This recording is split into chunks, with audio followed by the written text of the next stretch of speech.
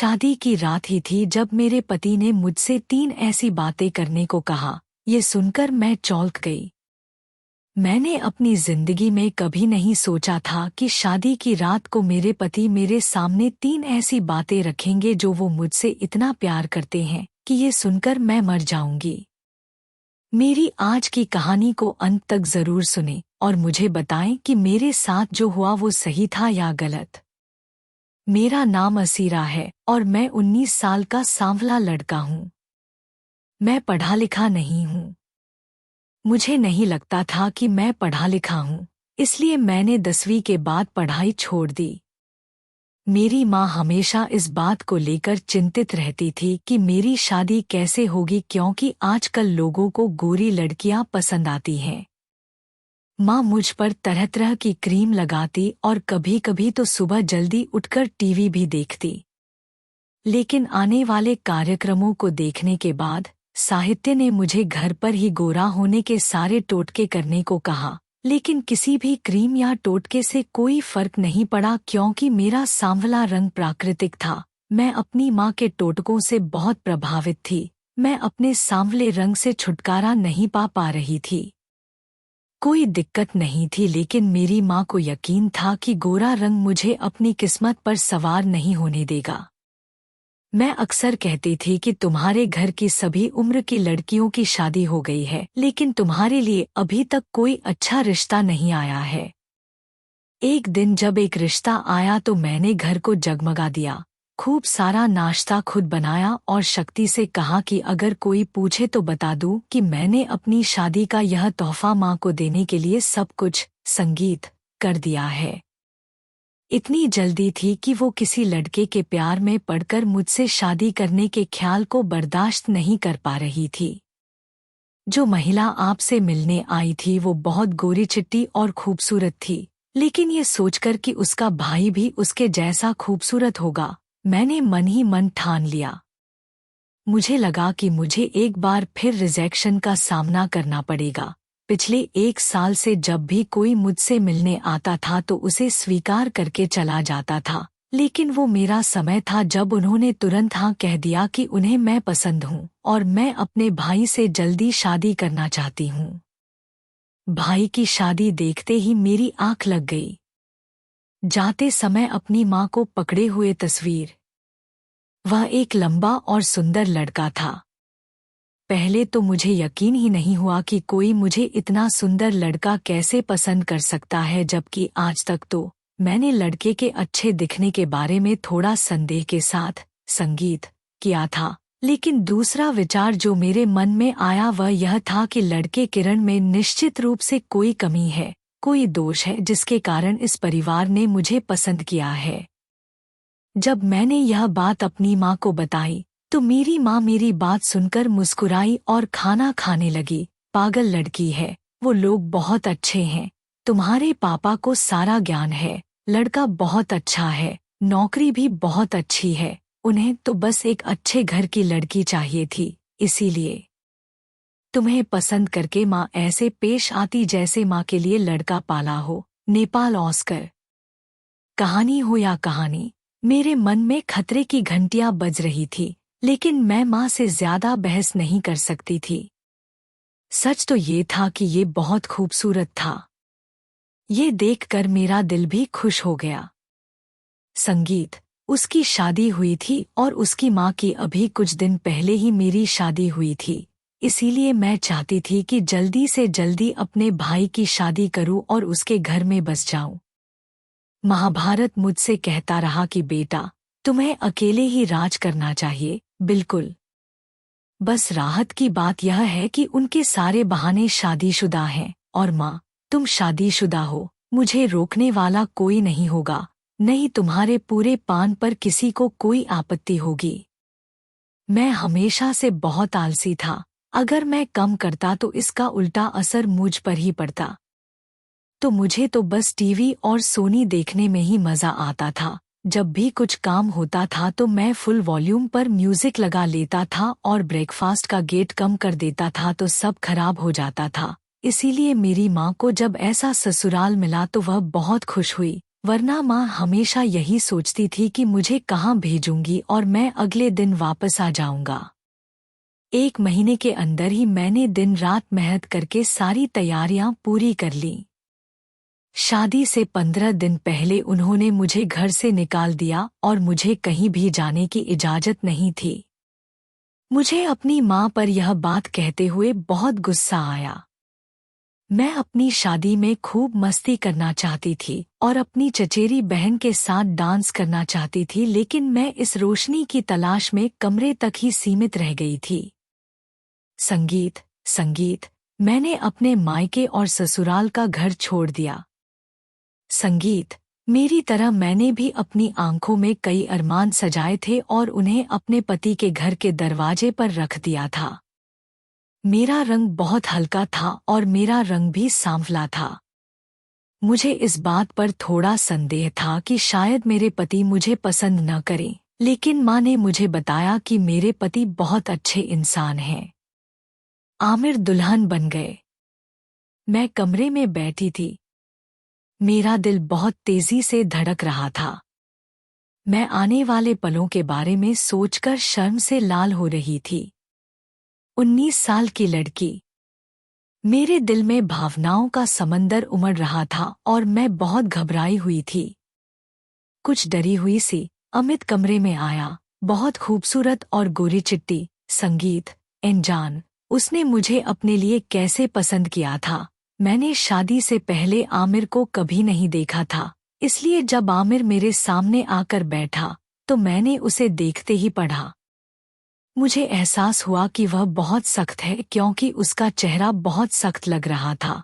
उसके डर की सारी इच्छाएं और भावनाएं मानो कहानी में गायब हो गई थी और मैं हमेशा के लिए डर गई थी।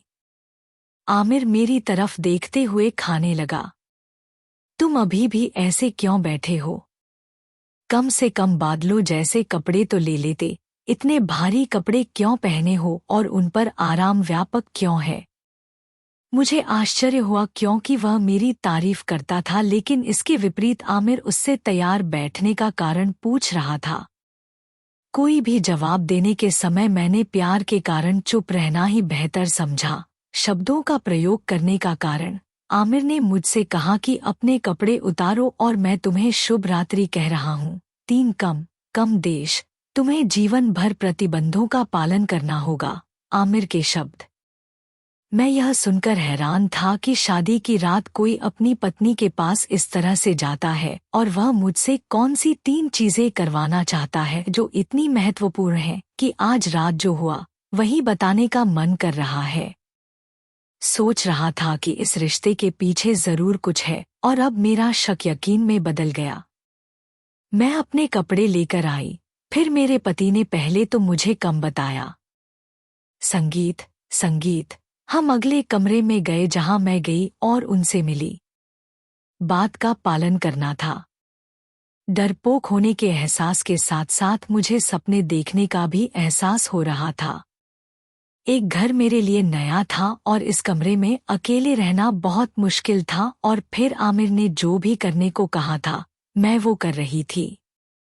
मेरे लिए कोई आसन नहीं था और जैसे ही मैंने आमिर के पास जाकर बताया कि मैंने इसे पूरा कर लिया है, मैं इस सोच से डर गई कि आमिर मुझे हर रात करवाने जा रहा है, जो मेरे लिए लगभग असंभव था।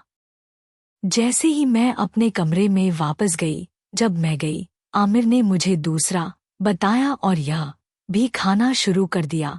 तुम्हें इसे पूरी जिंदगी हर रात करना है और अगर तुमने इसे नहीं किया तो मैं बेहतर हूँ, कोई उम्मीद मत रखो। दूसरा पहले से भी ज्यादा मुश्किल था। मेरी आंखों में आंसू आने लगे। मैंने अपनी शादी की रात को क्या सपने देखे थे। रात को हैंडसम पति मेरी ऐसी परीक्षा ले रहा था। मैंने परेशान होकर आमिर से कहा कि आज ये सब करना जरूरी है, कल मैं उसकी बताई सारी बातें करूंगी, पर आज रात मुझे थोड़ा समय दो। मैं दूसरी बात कम सुनकर चक्र में चली गई थी। अभी तीसरी बात सुननी बाकी है। पता नहीं मैं कैसी इंसान थी, अपनी पल्ली से ऐसे बात की थी जैसे मेरे अंदर भावना और संवेदना नाम की कोई चीज ही नहीं है। एक तरह की गति आती है। मैंने हमेशा ड्रम में देखा था जहाँ शादी की रात इतनी खूबसूरत दिखती है।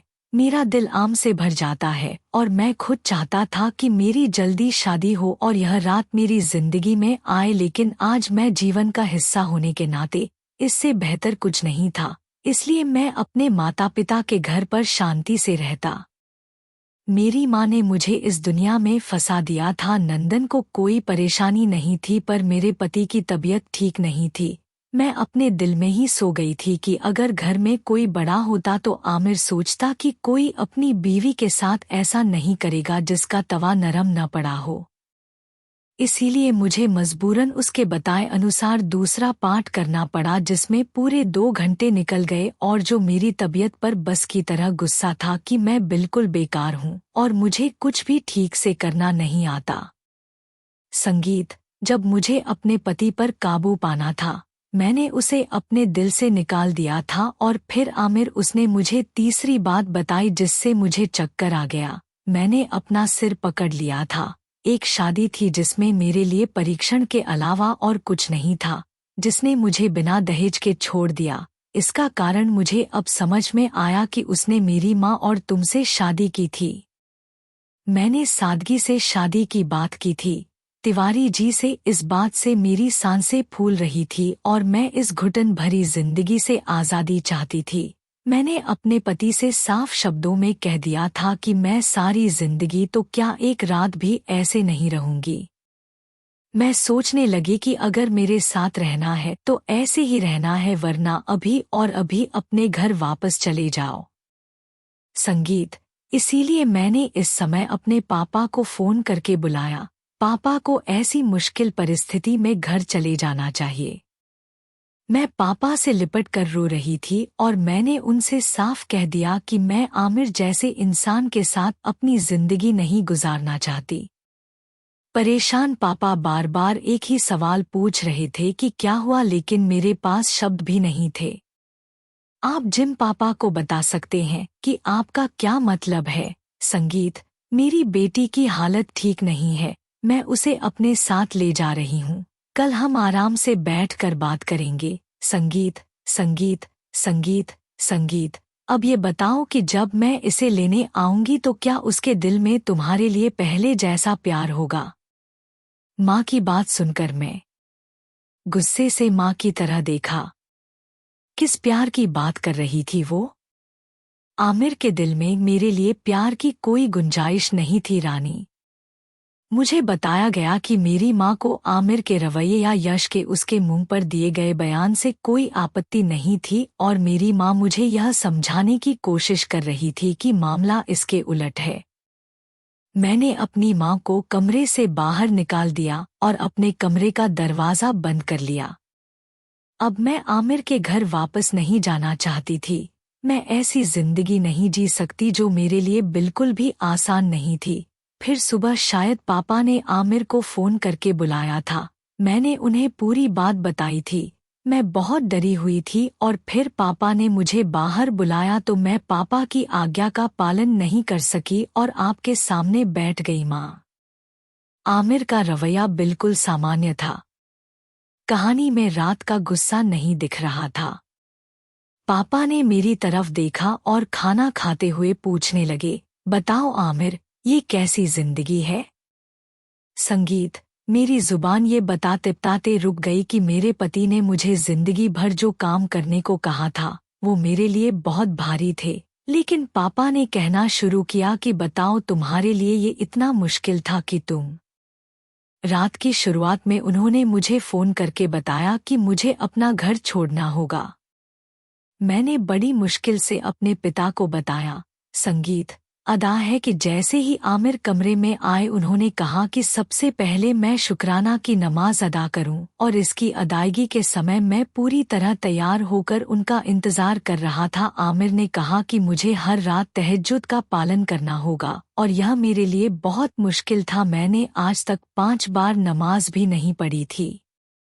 मैं आधी रात को उठकर तहज्जुद कैसे कर सकता था। मेरी बात सुनकर पिताजी ने खाना शुरू कर दिया। इसमें आमिर की नहीं बल्कि हमारी गलती है कि हमने तुम्हारा ठीक से ख्याल नहीं रखा और तुम्हें दिन में 5 बार नमाज नहीं पढ़वाई। मैं नमाज का पवन संगीत बनाता था, लेकिन दूसरी बात यह कि दादाजी की तिलावत ने मुझे बताया कि आमिर हर रात सोने से पहले कुछ दर कुरान पाक पढ़ना चाहता था और ऐसा करने के बाद मैं सो जाता। संगीत संगीत आमिर का सिर और झुक गया, यह सोचकर कि शायद भावनाएं इसके आगे खत्म हो गई हैं। न तो मैंने उनसे पूछा था और न ही मैंने उनसे कहा था कि आमिर को बता दो, क्योंकि मैं पापा को बुलाकर अपने घर आ गई थी, भाग गई थी और मैं परेशान थी। उन्होंने आमिर से कहा, बेटा मेरी तबीयत बहुत खराब हो गई है और आज हमें एहसास हुआ है कि हमने अपने बेटे को कभी उसके करीब नहीं लाया। आमिर ने उससे कहा, मेरा इरादा तुम्हारा दिल दुखाना नहीं था, मैं हमेशा से तुम में से एक रहा हूँ। मैं किसी और लड़की से शादी करना चाहता था, लेकिन मेरे घरवालों ने जल्दबाजी में मेरी शादी करवा दी क्योंकि मैं घर पर अकेले बहुत तनाव महसूस कर रहा था।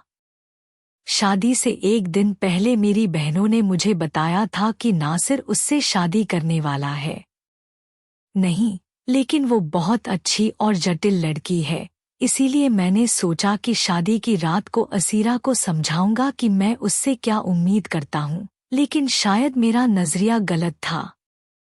मैं चाहता था कि मेरी पत्नी दिन प्रतिदिन की जिंदगी बने ताकि मेरी आने वाली पीढ़ी भी दिल की राह पर चले, लेकिन असीरा को देखने के बाद और यह तथ्य कि वह कुरान को ठीक से पढ़ भी नहीं सकती, मैं खुद को नियंत्रित नहीं कर सका और गुस्सा हो गया, जबकि मुझे ऐसा नहीं करना चाहिए था और मुझे पता था कि मैंने गलती की है। मुझे आदि को रात को प्यार से दिन की ओर लाना चाहिए था, लेकिन मैंने उसके साथ सख्त रवैया अपनाया। यही कारण है कि मुझे गुस्सा आया और आदि ने मुझे रात में ही घर छोड़ दिया। मुझे अपनी गलती का एहसास हुआ। मुझे एहसास हो गया था कि आमिर को समझने में मैंने गलती की है। दिल से दूरी ने मुझे इतना लापरवाह बना दिया था कि मैं हर महत्वपूर्ण बात पर गलतियां करने लगा था। मैं सुबह उठा।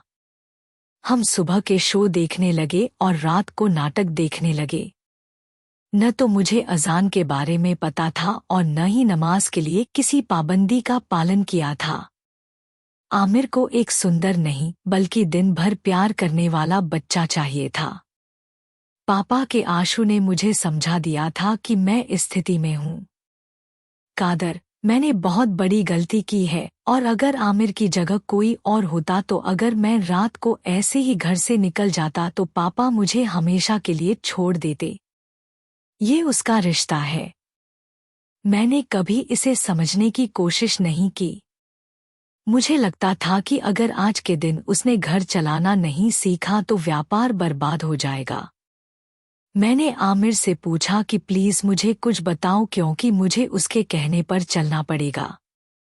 अगर आमिर खाना खाने लगे तो मैं रोज रात को सोने से पहले सबको माफ कर दूंगी, भले ही किसी ने तुम्हारे साथ कितना भी अन्याय किया हो, लेकिन तुम सच्चे दिल से सबको माफ कर देते हो। सोना हैरान थी कि कोई इंसान अपने दुश्मन को कैसे माफ कर सकता है, लेकिन आमिर सोचने लगा कि जब दूसरों को माफ करने की आदत हो जाए, अगर वह चली जाए तो तुम्हारे लिए जिंदगी आसान हो जाएगी।